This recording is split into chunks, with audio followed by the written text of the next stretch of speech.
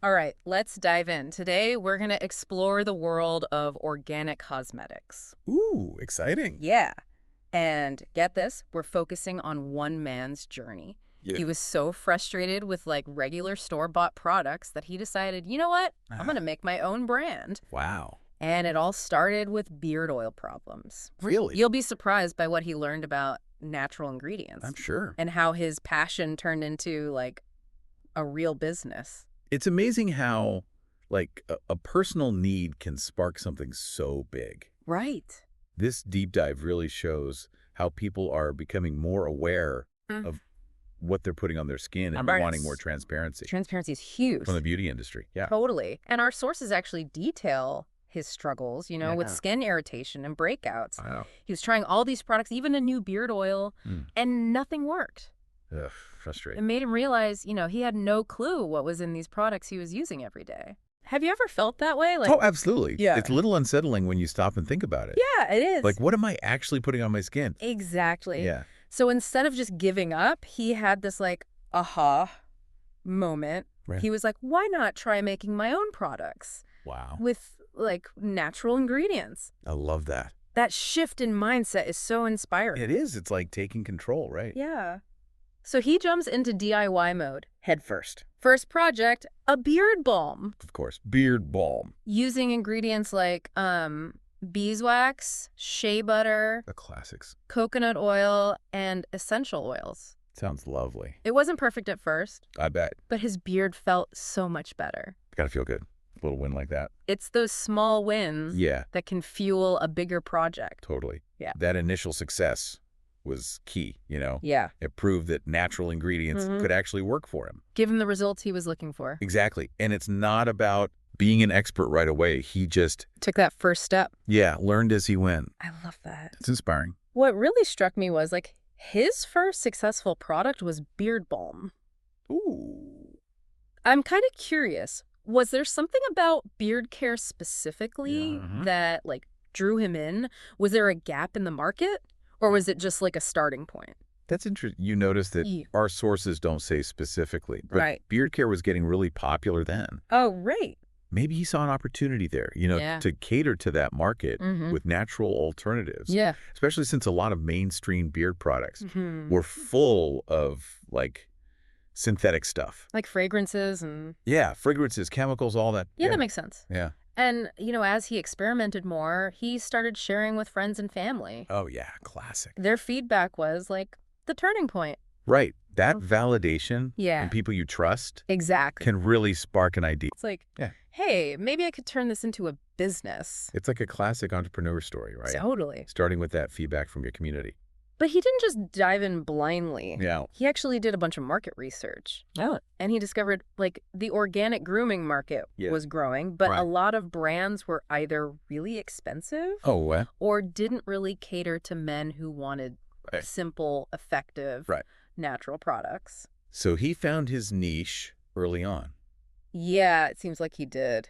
That's key for building a successful brand. Oh, knowing your Dash. audience. His journey also shows how important it is to really understand natural ingredients. Absolutely. He became fascinated with them. Yeah. Going beyond just using them Mm-hmm. to really understanding how they worked. Yeah, the science behind it. He discovered things like coconut oil's antibacterial properties. Oh, interesting. And how jojoba oil Yeah. mimics the skin's natural oil. It's like not just swapping ingredients, Right. but understanding the why. Exactly. That deeper understanding Yeah. is so crucial. He discovered, for example, that coconut oil, Mm.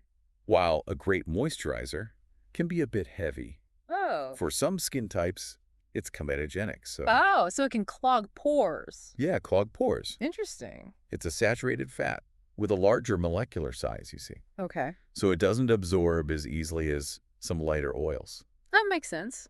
This led him to experiment with other oils, like juba oil, which is actually a liquid wax ester. Interesting. Chemically similar to sebum, our skin's natural oil.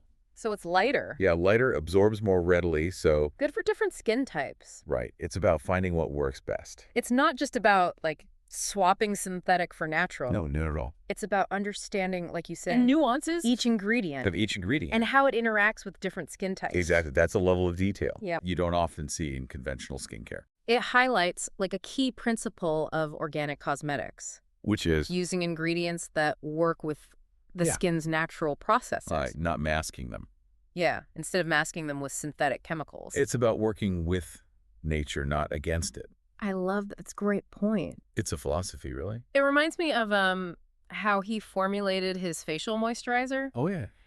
He was trying to find that balance of hydration Mm-hmm. without clogging pores. Tricky balance. What's interesting is he was willing to share not only his successes, But also his challenges. Which were? He mentioned struggling with a non-irritating shaving cream Oh, yeah, that's tough. and an alcohol-free, soothing aftershave balm. Interesting. It shows that even with natural ingredients, Yeah. formulation can be tricky. Oh, absolutely. It's not just like, oh, throw these things together. It takes time. Right. Experimentation, Finding the right balance of ingredients, textures, scents. But he persevered. He did. And the Speak results, for themselves. they do. And we can't forget the charcoal face mask. Oh, right. The charcoal mask. It seems like that product was a real source of pride for him. Like that. He nailed the formulation, Good for and it became a customer favorite.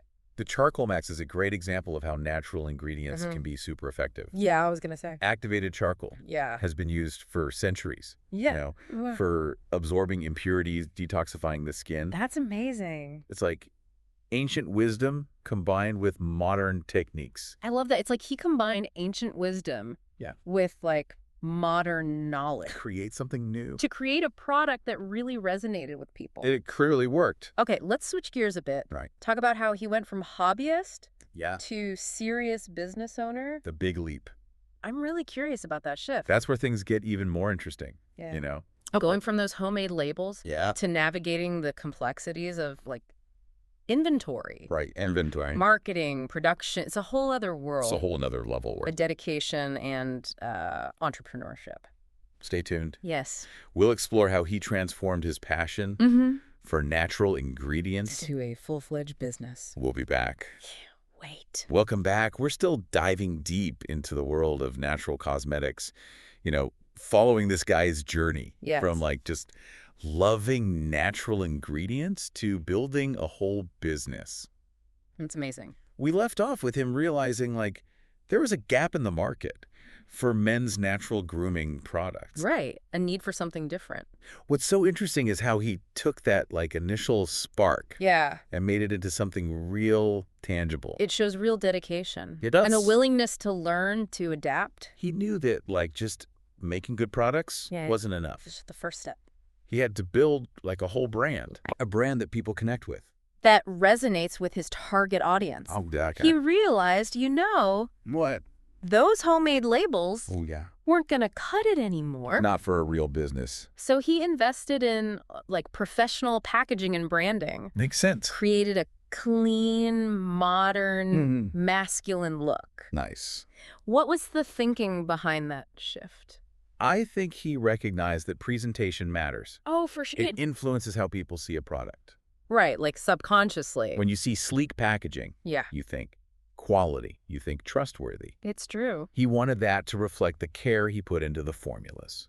That makes sense. It's all part of the brand experience. He even worked with like a graphic designer, right? He did. To develop the logo and packaging. Yeah, to communicate those values. So he had the products, the branding. Then comes the real challenge. Which is the business side of things. Oh, yeah, the nitty-gritty. Inventory management, right. Pricing, marketing, shipping. all of it. It's a whole different world.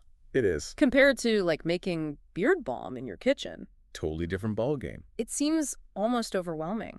It can be, for sure. But he tackled it, He did, with the same energy. With the same, like, curiosity and determination. As he did with the products. So he researched, like, everything about running a business. Yeah, he dug deep. What areas did he focus on? Well, he mentions SEO. Search engine optimization. Yeah, so people would find his products online. Smart. Then there's social media marketing. Right. Building email lists, even working with influencers. Oh, wow. Influencer. It's a whole multifaceted approach. He had to figure out, like, the practical side, too. The logistics. Producing and shipping. Right. He started out handmade. But his demand grew. Yeah, he couldn't keep up on his own. Exactly. That's a big moment for any business. Recognizing when it's time to scale up. He had to, like, bring in help, get a bigger workspace. Plan the process. adapt and evolve. Exactly. It seems like social media was huge for him. It was. He specifically mentions Instagram.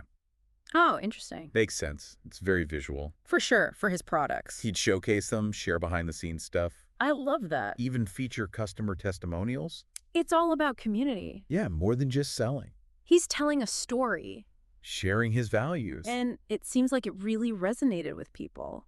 People connect with that authenticity. He built a loyal following. Who believe in the brand. Yeah, his commitment to natural ingredients. Yeah. Ethical sourcing, it's not just marketing. It's genuine. It's who he is. And that attracts customers who share those values. It's like he tapped into this movement of conscious consumers who are paying attention to what they're using, where it comes from. Okay, let's get back to his core message. Which is? Why natural grooming matters. Right.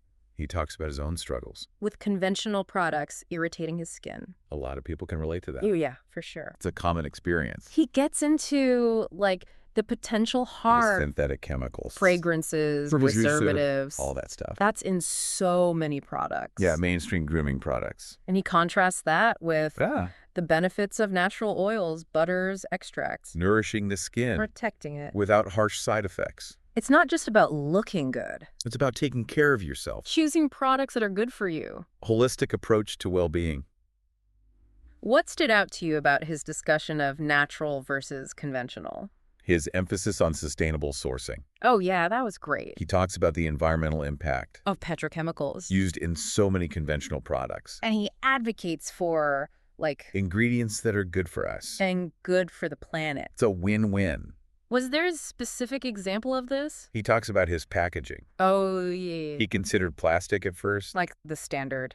Yeah, but decided on glass and recyclable materials. More expensive. But it aligned with his values. He put his principles into action. He walked the walk. It shows he's not just building a business. There's a bigger purpose. He wants to make a positive impact. Absolutely. It makes you think, how can we apply these principles in our own lives? It's easy to feel overwhelmed. With all the products out there. All the information, the conflicting information. It's a lot. That's where conscious consumerism comes in. Right. He encourages us to question things. The ingredients in our products. Do some research. Support brands that align with our values. It's about being proactive. Taking ownership of our well-being. And the impact our choices have. Changing everything overnight can be daunting, though. It can. What are some, like, practical steps? He suggests starting with one product. Okay, like what? Maybe a natural deodorant. Okay. Or a DIY face mask. I could try that. Or just research what's in your current product. Let's start somewhere. Even small changes make a difference. It's about progress, not perfection. Exactly. Every step towards a more natural routine is a step in the right direction. His journey wasn't just about personal choices, though. It was about building a business. What can, like, aspiring entrepreneurs learn from him? He found his niche, built a strong brand. Use social media authentically. But the biggest lesson. Yeah. Stay true to your vision. Let your passion guide you. It's inspiring to see how he took an idea. And turned it into this thriving business. It really shows the power of passion. And his journey isn't over yet. He's still innovating. Exploring new ingredients. I'm excited to see what he does next. It leaves you feeling optimistic. About the future of natural cosmetics. Okay, let's take a step back for a second. All right. What are the key takeaways from his experience? His entrepreneurial journey. His passion for natural ingredients. His commitment to building a brand that reflects his values. We'll explore all that in the final part of our deep dive. Stay tuned as we wrap up this inspiring story. We'll uncover those lasting takeaways. You can apply to your own life. Whether you're an entrepreneur, a conscious consumer, or just someone who's curious about natural grooming. We'll be right back. All right, welcome back. We're wrapping up our deep dive into natural cosmetics, really digging into the key takeaways from this guy's journey. Yeah, there's a lot to unpack here. What really hit me is, like, this goes beyond just business. You know? It's bigger than that. It's about how we think about the products we use, the impact they have on our health. And on the planet. On the planet, yeah. He's pushing for, like, a more conscious way of consuming. It's about taking ownership. Our choices. Exactly. He questioned everything, you know? He wasn't afraid to experiment. He was like, we don't have to just accept what's out there. We can demand better. You can be curious, do our research. We don't have to be scientists to do that. That DIY approach is so inspiring. It is. It shows we can, like, take control. Of what we put on our bodies. Even small things, like a homemade face mask. Yeah. Or trying natural oils for your hair. It's empowering. And it all starts with understanding the ingredients, right? Absolutely. He didn't just swap things He out. went deep. He learned about each ingredient. Beyond the marketing, beyond the buzzwords. Really understanding what's going on in our skin. There are resources out there like the EWG Skin Deep database. Oh, yeah, that's a good one. It gives safety ratings, information about potential hazards. For so many ingredients in personal care products. It's a great tool for making informed choices. For sure. I also loved how he stressed those small steps, you know? Yeah, it doesn't have to be overwhelming. You don't have to change everything overnight. It's a process. Incorporating natural alternatives gradually. That's encouraging for people who feel like overwhelmed by the whole thing. It's not all or nothing. Exactly. Swap out one product. Already a step in the right direction. It all adds up.